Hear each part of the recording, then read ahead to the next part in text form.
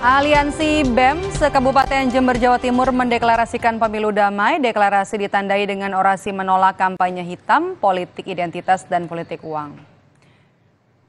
Deklarasi pemilu damai dikemas dengan membuat mimbar demokrasi agar masing-masing perwakilan badan eksekutif mahasiswa bisa menyampaikan pendapatnya. Dalam orasinya, mereka menyuarakan penolakan praktik politik uang, politik identitas, provokasi, dan kampanye hitam melalui berita bohong. Yang di belakang seringkali kita temukan adanya permainan money politik. Nah, ini tentu tidak sehat dalam demokrasi kita.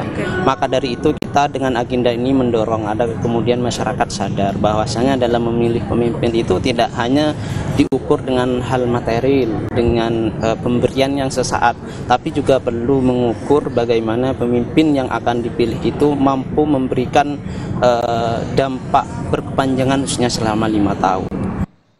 Kami tutup Rumah Pemilu sampai di sini. Terima kasih sudah menonton. Selamat sore. Sampai jumpa.